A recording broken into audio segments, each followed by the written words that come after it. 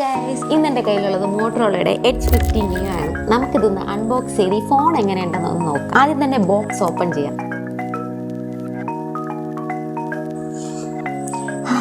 Box open ചെയ്യുമ്പോൾ തന്നെ വല്ലാത്തൊരു പെർഫ്യൂമിൻ്റെ മണം വരുന്നുണ്ട്. ബോക്സ് ഓപ്പൺ ചെയ്യുമ്പോൾ ഇതിലൊരു ഫോണിൻ്റെ കേസ് വരുന്നുണ്ട്, ഫോൺ, പിന്നെ 68 വാട്ട്സിൻ്റെ ചാർജർ, പിന്നെ ടൈപ്പ് സി കേബിൾ.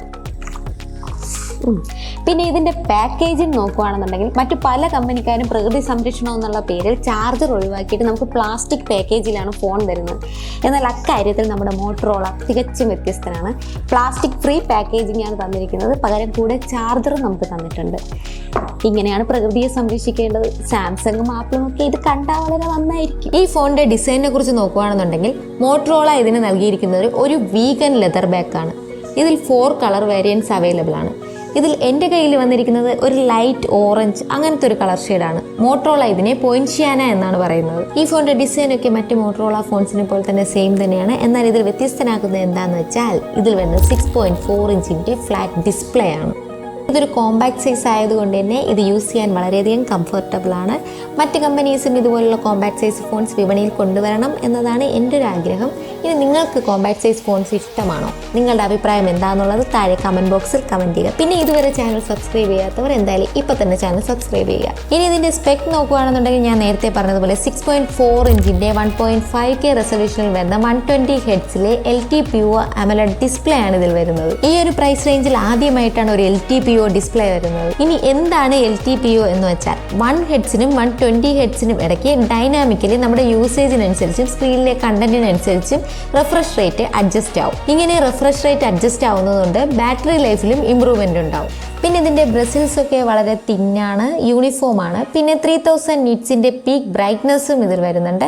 അതുകൊണ്ട് ഔട്ട്ഡോറിൽ ഫോൺ യൂസ് ചെയ്യാൻ ഒരു ഇഷ്യൂസും തന്നെ ഉണ്ടാവുന്നില്ല. ഇതുകൂടാതെ ഇതിൽ ഡിസ്പ്ലേയിൽ HDR സപ്പോർട്ടും വരുന്നുണ്ട്. ഈ ഡിസ്പ്ലേക്ക് പ്രൊട്ടക്ഷൻ യൂസ് ചെയ്തിരിക്കുന്നത് ഗൊറില്ല ഗ്ലാസ് 3 ആണ്. പിന്നെ ഇതിൻ്റെ പ്രൊട്ടക്ഷൻ്റെ കാര്യം പറയുമ്പോൾ മോട്ടോറോള ഇതിന് IP58 റേറ്റിംഗും കൂടാതെ മിലിറ്ററി ഗ്രേഡ് സർട്ടിഫിക്കേഷനും നൽകിയിട്ടുണ്ട്. എന്ന് വെച്ച് ആരും ഫോണൊന്നും ഇതുപോലെ കൊണ്ട് വെള്ളത്തിലിടാനൊന്നും നിൽക്കരുത്, എന്തായാലും പണിവാളും. ഇനി ഇതിൻ്റെ സ്പീക്കറിനെ കുറിച്ച് നോക്കിയാൽ നല്ല ലൗഡ് ആയിട്ടുള്ള സ്റ്റീരിയോ സ്പീക്കേഴ്സ് ആണ് ഇതിൽ വരുന്നത്. ഇനി ഇതിന്റെ പെർഫോമൻസിനെ കുറിച്ച് നോക്കുകയാണെന്നുണ്ടെങ്കിൽ മോട്ടോറോള ഐഫോണിന് കൊടുത്തിരിക്കുന്നത് MediaTek Dimensity 7300 എന്ന ചിപ്പ് സെറ്റ് ആണ്. കൂടാതെ 8GB റാമും 256GB UFS 2.2 സ്റ്റോറേജുമാണ് വരുന്നത്. പിന്നെ ഇതിന്റെ ഇനിഷ്യൽ യൂസേജിൽ പെർഫോമൻസിന് യാതൊരു കുഴപ്പവും തന്നെ ഇല്ല. ഗെയിമിംഗ് ആണെങ്കിലും BGMI, HDR graphics, ultra frame rating കളിക്കാൻ പറ്റും. ഇനിഷ്യൽ ടെസ്റ്റിംഗിൽ ഹീറ്റിംഗ് ഇഷ്യൂസ് ഒന്നും തന്നെ ഇല്ല. പിന്നെ ഇതിൽ വരുന്നത് Android 14 ആണ്. മോട്ടോറോളയുടെ Hello UI ആണ് ഈ ഫോണിലുള്ളത്. ഒരു ക്ലീൻ ആൻഡ്രോയിഡ് എക്സ്പീരിയൻസ് ആണ് Hello UI നമുക്ക് തരുന്നത്. കൂടാതെ ഇതിൽ യാതൊരു വിധത്തിലുള്ള ആഡ്സോ ബ്ലോട്ട്വെയർസോ ഇല്ല. 5 വർഷത്തെ ആൻഡ്രോയിഡ് അപ്ഡേറ്റ് ആണ് മോട്ടോറോള നമുക്ക് ഉറപ്പ് തന്നിരിക്കുന്നത്.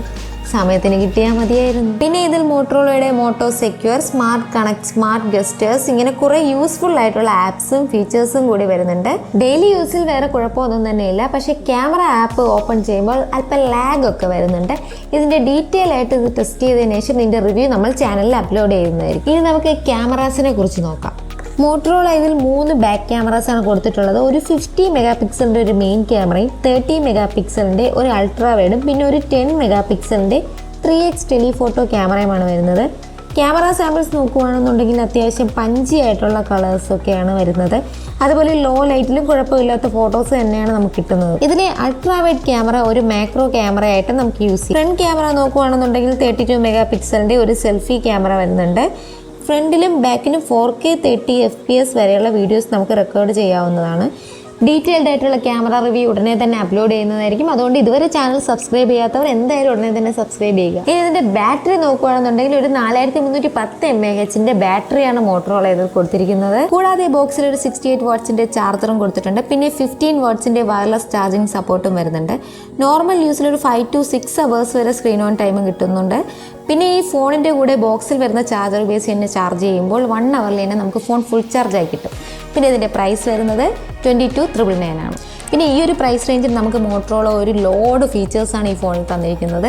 ഒരു കിഡിലൻ ഡിസ്പ്ലേ, പിന്നെ IP58 റേറ്റിംഗ്, 5 വർഷത്തെ ആൻഡ്രോയിഡ് അപ്ഡേറ്റ്, യൂസ്ഫുൾ ആയിട്ടുള്ള 3 ക്യാമറാസും വരുന്നുണ്ട്. 68 വാട്ട്സിൻ്റെ ഫാസ്റ്റ് ചാർജിങ്, 15 വാട്ട്സിൻ്റെ വയർലെസ് ചാർജിങ്, NFC. പിന്നെ എനിക്ക് ഈ ഫോണിൻ്റെ ആകെ ഒരു പോരായ്മയായിട്ട് തോന്നിയത് എന്താണെന്ന് വെച്ചാൽ ഇതിൻ്റെ പെർഫോമൻസ് ആണ്. 14,000 പ്രൈസിൽ വരുന്ന CMF ഫോൺ 1ൻ്റെയും ഇതിൻ്റെയും പ്രോസസ്സർ സെയിം തന്നെയാണ്. പിന്നെ ഈ രണ്ട് ഫോൺസ് തമ്മിലുള്ള കമ്പാരിസൺ വീഡിയോസ് നിങ്ങൾക്ക് വേണമെന്നുണ്ടെങ്കിൽ ഉറപ്പായും കമൻറ്റ് ബോക്സിൽ കമൻറ്റ് ചെയ്യുക. വീഡിയോ ഇഷ്ടപ്പെട്ടെങ്കിൽ എല്ലാവരും ചാനൽ ലൈക്ക് ചെയ്യുക, ഷെയർ ചെയ്യുക. ഇതുവരെ സബ്സ്ക്രൈബ് ചെയ്യാത്തവർ ഉറപ്പായി സബ്സ്ക്രൈബ് ചെയ്യുക. മറ്റൊരു വീഡിയോയുമായി വീണ്ടും കാണാം. Okay, by.